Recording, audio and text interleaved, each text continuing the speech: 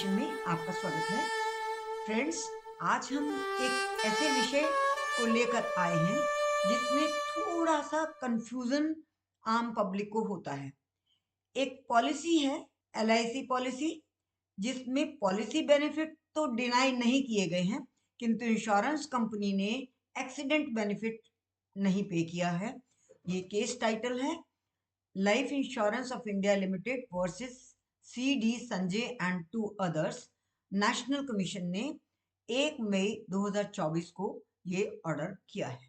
इसमें फैक्ट्स ये हैं कि जीवन सरल पॉलिसी 1 लाख रुपए की ली गई और उसमें एक्सीडेंट बेनिफिट भी 1 लाख का लिया गया। 23/12/2011 को प्रीमियम पे किया जाता रहा। जून 2018 में प्रीमियम पे नहीं हो पाया क्योंकि इंश्योर्ड फ्लड में डूब गया और 25/9/18 को पाया गया कि उसकी डेथ हो गई है।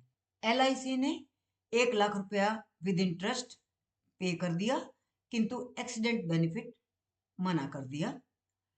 कंज्यूमर कंप्लेंट डिस्ट्रिक्ट फोरम में डाली गई, स्टेट कमीशन में भी गई और अंततः नेशनल कमीशन तक पहुंची।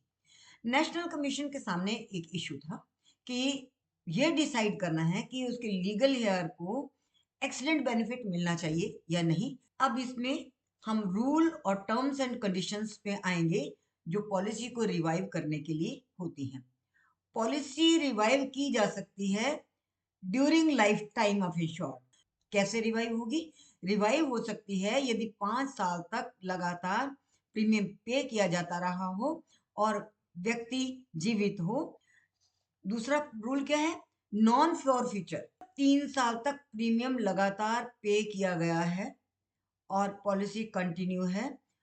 उसके बाद यदि डिसकंटिन्यू हो जाती पॉलिसी तो पॉलिसी पूरी तरह से वॉइड नहीं मानी जाएगी। जो उसने पे की थी प्रीमियम, वो अमाउंट उसको मिल जाना चाहिए या डेथ पे या मैच्योरिटी पे। नेशनल कमीशन ने इस केस में क्या ऑब्जर्व किया?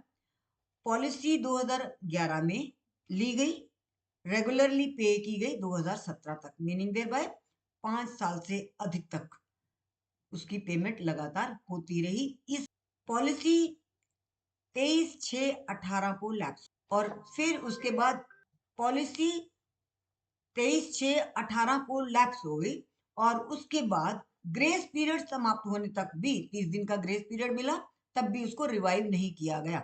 पॉलिसी एक्सीडेंट के टाइम पर एक्टिव नहीं थी, यानी कि पॉलिसी को तो एक्टिवेट फिर किया ही नहीं गया, प्रीमियम पे ही नहीं किया गया, किंतु 5 साल तक वो पॉलिसी कंटिन्यू रही थी, इसलिए पूरी तरह से वॉइड नहीं थी। कोर्ट ने ये कहा कि कोई बात नहीं, आपकी डिसकंटिन्यू हो गई है, किंतु जितना पैसा आपने पे किया था वो आपको इंटरेस्ट के साथ मिलेगा। तो इंश्योर्ड की डेथ पर उनको इंटरेस्ट समेत 1 लाख रुपया दे दिया गया।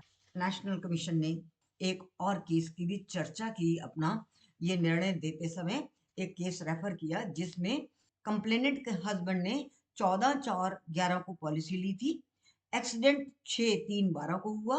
इस केस में भी इंश्योर्ड जब 21/3/12 को डेथ हो गई तो उसको भी एक्सीडेंट बेनिफिट नहीं दिया गया, क्योंकि 6/3/12 को जिस दिन एक्सीडेंट हुआ था उस दिन पॉलिसी एक्टिव नहीं थी।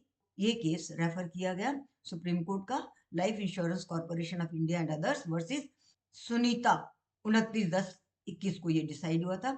इसी के आधार पर नेशनल कमीशन ने ये अपने निर्णय दिया और एक्सीडेंट के टाइम पर पॉलिसी एक्टिव नहीं थी, इसलिए एक्सीडेंट बेनिफिट नहीं मिलेगा।